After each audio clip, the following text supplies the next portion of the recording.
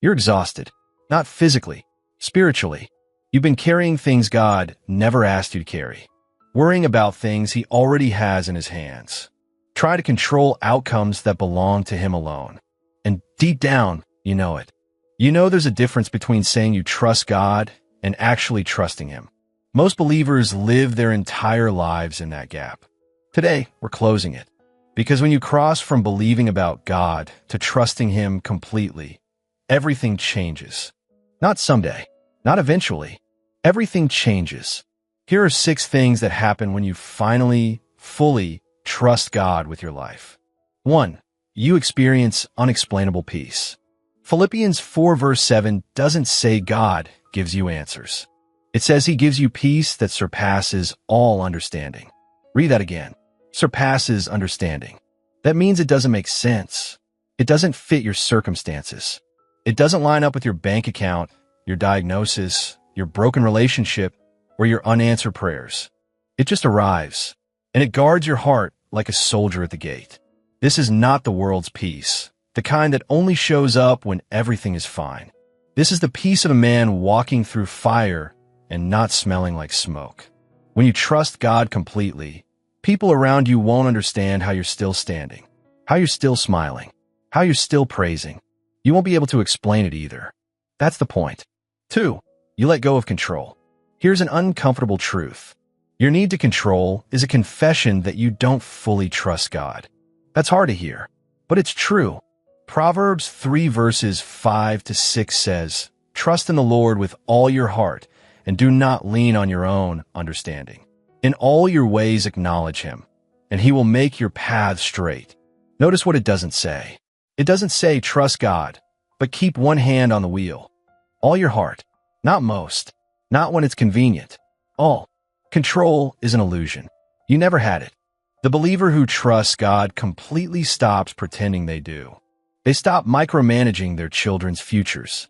They stop rehearsing every worst-case scenario. They stop trying to force doors open that God has closed.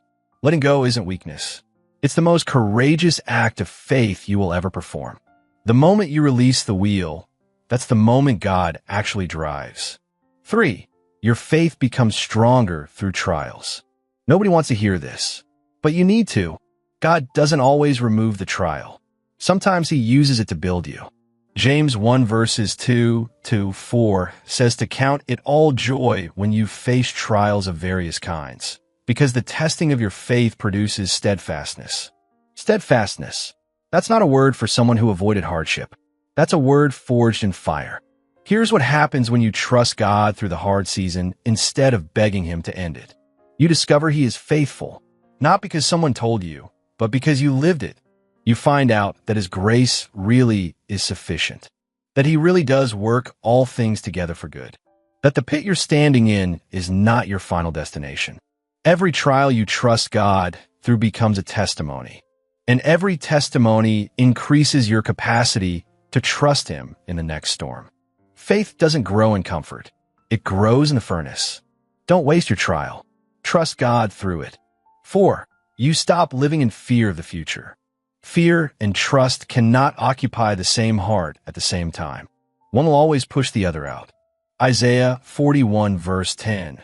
God Himself says, "Fear not, for I am with you. Be not dismayed, for I am your God. I will strengthen you. I will help you. I will uphold you with my righteous right hand." That is not a suggestion. That is a promise from the Creator of the universe. But here's the honest question. Are you actually receiving it?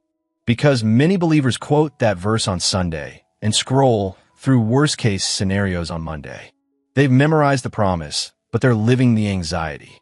When you trust God completely, something shifts. You stop treating tomorrow like an enemy.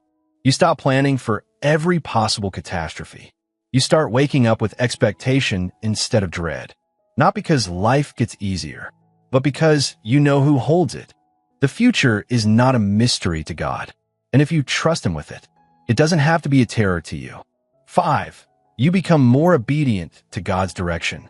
Trust and obedience are inseparable. You can't claim to trust someone and then ignore everything they say. That's not trust. That's lip service. John 14 verse 15. Jesus said it plainly. If you love me, you will keep my commandments. Love, trust, obedience. They're all connected. When you truly trust God, you stop negotiating with His word. You stop reading scripture looking for loopholes. You stop asking, do I really have to, when God gives you a clear directive. You obey, even when it's inconvenient, even when it costs you, even when no one else is watching. Especially then. Here's what full trust produces: a life that actually moves in the direction God is pointing.